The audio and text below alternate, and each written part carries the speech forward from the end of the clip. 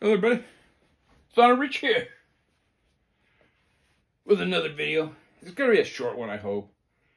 The phases and stages of a record collector. And I'm talking about this record collector. Everybody's different. I'm in the purge stage, to be honest. I got a stack of records here. I'm gonna purge them all except for 4, maybe 3. But I'll go into that in a little bit. I started probably buying records mid-60s maybe. Mainly 45s. Steppenwolf, Jimi Hendrix, some Beatles. Started buying albums, and then by the 70s I wasn't, by the late 60s I wasn't buying 45s anymore. And, you know, I even started, like in the early 70s, I was going to Salvation Army and picking up lots of jazz. I started exploring jazz, and you could get them for less than $1, you know. But I didn't really realize I was a record collector probably till Poison Idea came out with that album, Record Collectors Are Pretentious Assholes, you know. And I thought about it. Oh, fuck, yeah, that's me. You know, I am a record collector. Before I used to, I bought the records I liked, but I always wanted it to, if someone came over to my house, I could pull something that they liked, a favorite of theirs. I wanted to have something, a wide variety of music, something for everybody. And I don't know, within the last 6, maybe 8 years, I kind of decided, the heck with that, man. I only want records that I like. I don't have people come over and I'm playing records for them anymore anyways, so that's went out the door probably in the early 90s, you know. But yeah, I want it to be a personalized collection. I started purging, you know, when I was in LA, I would take some records in at Amoeba. But last year, I probably dove into the purging aspect a lot more deeply. I probably purged 200 albums last year. Mostly classic rock and 80s popular synth rock and stuff. You know, I got rid of all my Tears for Fears, you know. Because I don't want to, I'm not going to listen to them. I know I'm not going to listen to them. I haven't listened to them for decades. I got rid of my Creedence Clearwaters because I don't want to listen to them anymore. I know I'm not going to I'm going to pull it out of, no. And, but I've probably purged not 200, but more than 100 so far this year. And I haven't been buying as many. I would say half of the records I've gotten this year is from trade-ins, from stuff I purged. And I'm probably going to do one more move in my lifetime. And I have 33 cubes of records here. I probably have 4 cubes of records in the other room where my stereo is. See, I no longer have the stereo in the front room where people can come over and I'll play. It's in the spare bedroom, you know. I don't even have a music room. But that's what happens when the kids don't move out, you know. The room that would be the record room is their bedroom.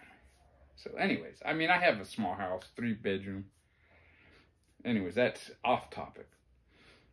I'm probably going to have one more move because I don't see myself, I'm retired now. I can't see staying in California. It's just, it's not realistic. Since I bought this house in 2022, is it? And the property taxes have gone up $200 a month just in that short amount of time. It's pretty bad, and it's going to get worse because the richest, a lot of the, well, above average income are leaving. And I think last year was the first year that, well, more people are leaving than coming in, and the people that are coming in are lower income. So they're going to start taking more taxes. Well, anyways, I'm going to probably move out of California. I got a stack here. This is my latest stack. And we're going to just go through it, you know. Here's the Turtles, turtle soup.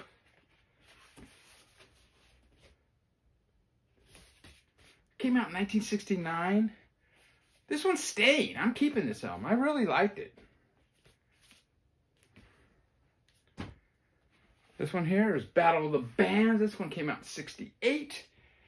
This one, it has some really great songs. Eleanor, the singles, maybe the best. This one is going. It's kind of uneven. Yeah, I listened to the whole thing, and I'm getting on in age. You know what? I don't want to listen to that anymore. This one here, Mimi and what is it? Richard and Mimi Farina. This is a really good album, and I was gonna keep it, but there was one song that had like a really loud pop in it. This is it's a folk album. It's a kind of a quiet album, and just because of that, otherwise the record is pretty much very near mint. But yeah, this one's going. We got 10 years after. I think this is their first album. Kind of blues rock. I don't want to listen to it anymore. 10 years after, Undead. This is a live album. Now, by looking at these covers, you'd think, man, these are some 60 psychedelic gems. Nah. This is another one. It's blues rock. And he's playing blazingly fast, but I don't want to hear that crap. Ricky Lee Jones. Now this is one I kind of like. I like this album, but I'm not going to want to hear it anymore. It's gone. Billy Idol. Rebel Yell. This is a good album. Eyes Without a Face is fantastic. Rebel Yell. White Wedding is on here. Yeah.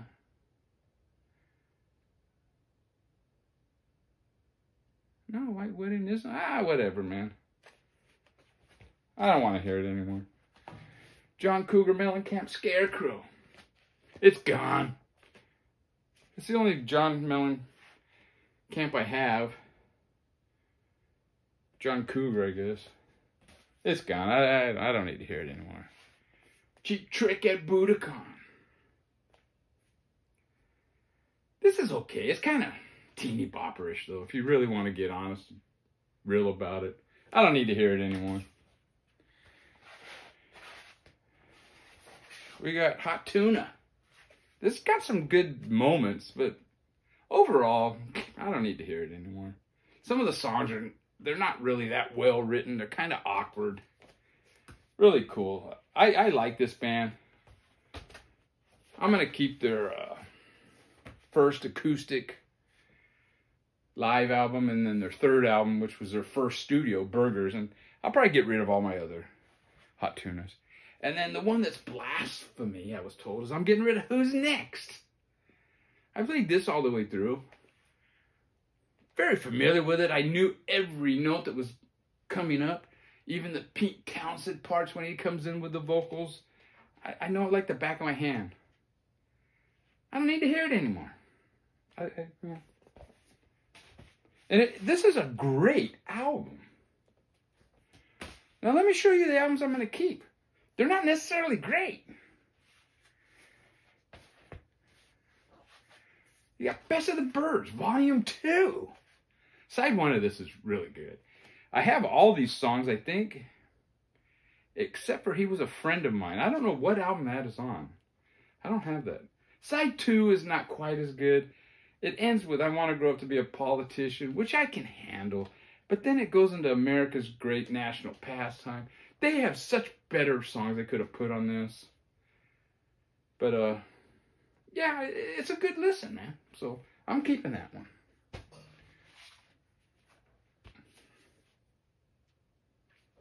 This bootleg, Neil Young bootleg. It's, I might, this is the one that is in the I'm keeping pile. But I may purge it because the guy at Going Underground Records does give me pretty good value on these 70s bootlegs. And this one is actually pretty clean. It plays great and it's a good quality. It's live at Royce Hall, is it? Or the Dorothy Chandler Pavilion, downtown LA. And this is one I thought I was definitely, this was a purger, you know. I think their first album is better than this one. I don't have their third, but I do like that one. But yeah, it starts off with Vacation, good song. The second song, yeah, okay, this is going to be a goner.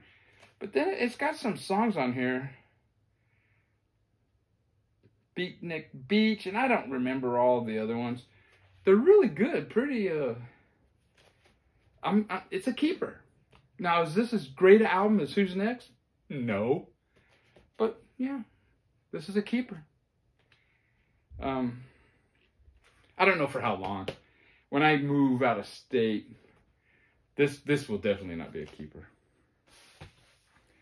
Now, we got a couple here that, this one here, the Human League reproduction. This is a goner.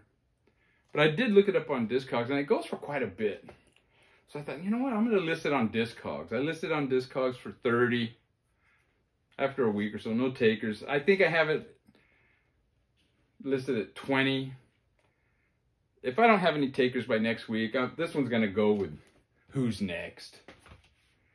And a surprising one is this Geronimo Black. Now this, the first song is, I really like. It's, the vocals are by Jimmy Black, the drummer for Mothers of Invention. It's got Bunk Gardner on here. Well, you can see it from the Mothers of Invention. That first song sung by Jimmy Carl Black is really good. Some of the other songs I don't care for as much, but this is going to be, you know, I'm going to keep this one, you know. Is it Who's Next? No, but it's something I'm not familiar with. It's a good album, and I would rather hear this than, you know, than something I know like the back of my hand. And